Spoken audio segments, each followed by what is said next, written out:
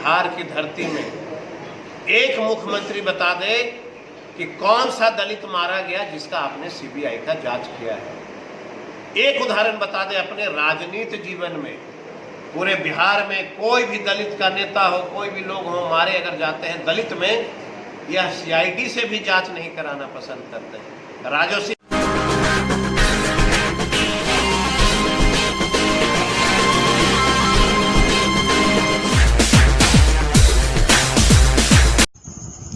नमस्कार, मैं हूं ममता और आप देख रहे हैं जीसीपी न्यूज़।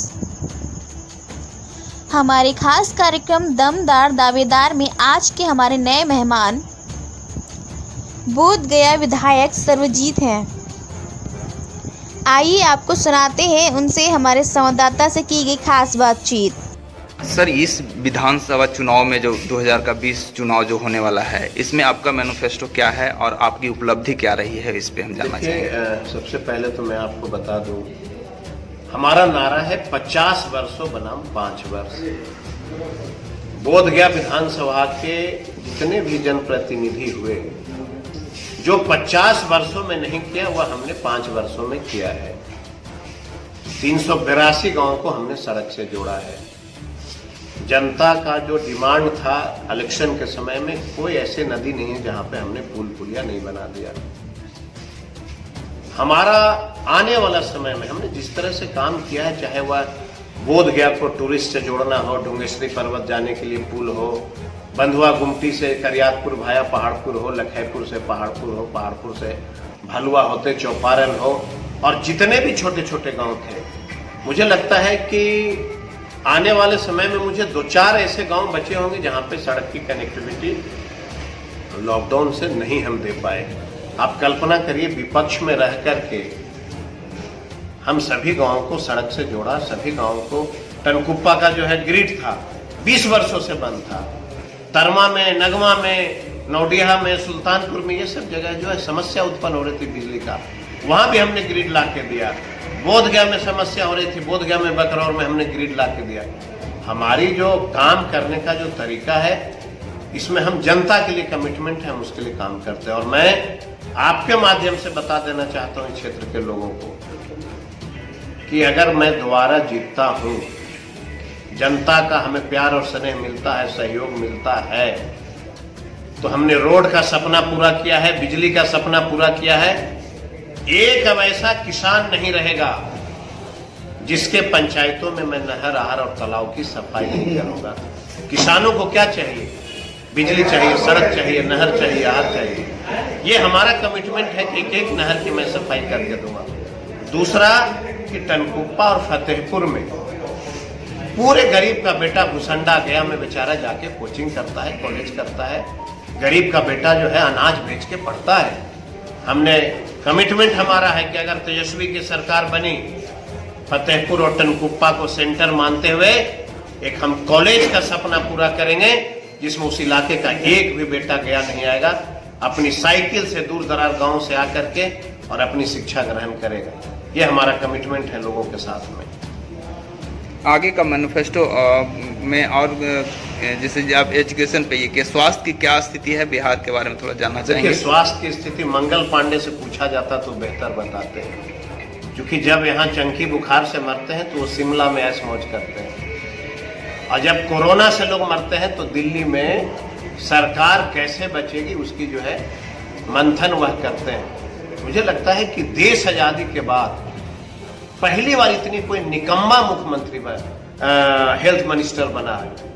और चूंकि मंगल पांडे का इतिहास रहा है, आज तक अपने राजनीतिक जीवन में कभी वो किसी एक दलित के बेटा के घर में एक गिलास पानी नहीं पिया है। ये इतिहास का पन्ना उठा के देख सकते हैं आप। उनके राजनीतिक जीवन में अगर वह बता दें कि किसी भी गरीब दलित के घर में एक गिलास अगर वह पानी पिया होगा तो मैं राजनीति से संन्यास ले लूंगा, कभी नहीं करूंगा। जो व्यक्ति गरीबों के घर में एक गिलास पानी पीना पसंद नहीं करता हो, वह गरीबों के बेटों को बचाने का उसके पास क्या पॉलिसी हो सकता है? कोई पॉलिसी उनके पास नहीं। और हमने लगातार कहा है कि जब सरकार हमारी बनेगी, एजुकेशन है, हेल्थ है, सिंचाई है, ये सारी व्यवस्था जो है इस पे हम लोग काम करेंगे और बहुत अच्छे तरीके से हमारा मैनिफेस्टो बन रहा है। आप देखे होंगे बेचारा टोला सेवक का बेटा यहाँ बैठा है। आप कल्पना करिए कि कोई एक टोला सेवक मिलिट्री कैंप से गुजरता हो और वहां पे डीएवी और डीपीएस के ऊपर देखता होगा, यह दलित का बेटा का कलेजा फटता होगा कि काश सरकार मेरे लिए भी व्यवस्था करती कि हम अपने बेटा को डीएवी और डीपीएस में पढ़ा पाते। ये कौन दूर करेगा इसका सपना? किसकी जिम्मेवारी है? यह सरकार की जिम्मेवारी थी। आप उसमें रिजर्वेशन ला देते कि टोला सेवक जितना है, हर टोला सेवक का बेटा जो है डीपीएस में पढ़ेगा, उसका मुआवजा हम देंगे, उसका फीस हम देंगे। क्या दिक्कत था? गरीबों को उत्थान करने के लिए तो ही सरकार बनती है, गरीबों को एजुकेशन देने के लिए सरकार बनती है। तो ये सारी चीज है। और नीतीश जी को तो इतिहास रहा है, मैं उनको काफी दिनों से जानता हूँ, सदैव उनका इतिहास रहा, वो कभी गरीब को देखना नहीं चाहते। और यहाँ पे 100 लोग बैठे हैं, अगर वह गरीब को देखना पसंद करते तो यह जो है सरकार गरीबों का बना था। गरीबों ने उनको चुना था गठबंधन में, क्यों भाजपा के हाथ में बिक गए? ये जगह जगह पे सिर्फ मंदिर का काम कर रहे हैं। गरीब का बेटा भूखा मरेगा तो ठीक है, मंदिर का निर्माण हो जाना चाहिए। सबसे बड़ा पूजा है गरीब का बेटा एजुकेशन प्राप्त करे, सबसे बड़ा पूजा है गरीब का बेटा जो है पेट भर खाना खा ले। इससे बड़ा पूजा क्या हो सकता है? राम मंदिर बना रहे हैं, कौन कहता है कि हम हिंदू नहीं? हम सर्टिफिकेट लेते हैं क्या किसी से? जन्मजात में हिंदू हो। यह देश सबका है, चाहे सिख हो, ईसाई हो, हिंदू हो, मुसलमान हो, सबका है। अरे मंदिर के बदले अस्पताल बना दिए होते तो आज 1 लाख लोग इस देश में कोरोना से मरते नहीं। मंदिर से भगवान आपको कोरोना से बचा लिया क्या? हर व्यक्ति का कर्तव्य होता है, माँ बाप और ईश्वर को वह मानता है, यह एक आस्था है। मानव जीवन की जिंदगी कैसे बचेगी, इसका प्रयास सरकार नहीं करती। अस्पतालों के हालात आप देख रहे हैं। हमने तो कई बार कहा कि भगवान राम का मंदिर बना दो। भगवान राम का मंदिर 100 एकड़ में भगवान का जमीन नहीं चाहिए। एक बित्ता में भी भगवान के भव्य मंदिर बनाई जा सकती है, उसमें स्थापित किया जा सकता है। बाकी जो जमीन बचता है उसमें बड़ा अस्पताल बना दो। गरीब का बेटा बीमार होगा, बेचारे को मुफ्त का इलाज होगा। ये सब चीज है। यही हम लोगों का पॉलिसी तय हुआ है कि अगर गरीबों का मैंडेट होगा, गरीबों का साथ होगा, टोला सेवक का साथ होगा, विकास मित्र का साथ होगा, जीविका की दीदी का साथ होगा, आंगनबाड़ी की दीदी का साथ होगा, सब मिल करके और नई शुरुआत होगी जीवन की, नई सरकार बनेगी। नौजवान तेजस्वी यादव मुख्यमंत्री होगा, नई ऊर्जा के साथ काम करेगा। बहुत बहुत धन्यवाद कुमार सर। राजेश बाबू हत्याकांड में सर अभी क्या स्थिति है केस की? ये बेहतर बिहार के मुखिया ही बता पाएंगे, ये नीतीश कुमार से पूछना चाहिए, क्योंकि आपके द्वारा कई बार सवाल भी सीबीआई जांच की मांग की गई थी। मैंने अपनी भावना व्यक्त कर दिया कि इस मगध की धरती नहीं, बिहार की धरती में एक मुख्यमंत्री बता दे कि कौन सा दलित मारा गया जिसका आपने सीबीआई का जांच किया है।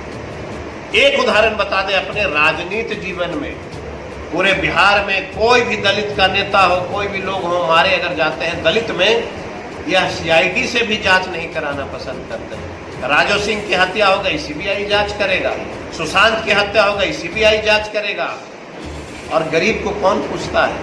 हमारे पिताजी इतने बड़े लीडर थे, मुझे बहुत दुख के साथ कहना होता है कि हम प्रधानमंत्री से लेकर मुख्यमंत्री तक दौड़ते रह गए, लेकिन आज तक हमें न्याय नहीं मिला। ईश्वर जो है सद्बुद्धि दे बिहार के नीतीश कुमार जी को, और जब वो सोएंगे और सोते होंगे तो जरूर उनको एक सपना आता होगा, यह डरावना सपना कि आखिर हमने दलितों के लिए क्या किया, दलित के बेटों के लिए न्याय दिया कि नहीं। ये उनकी पुरानी इतिहास रही है।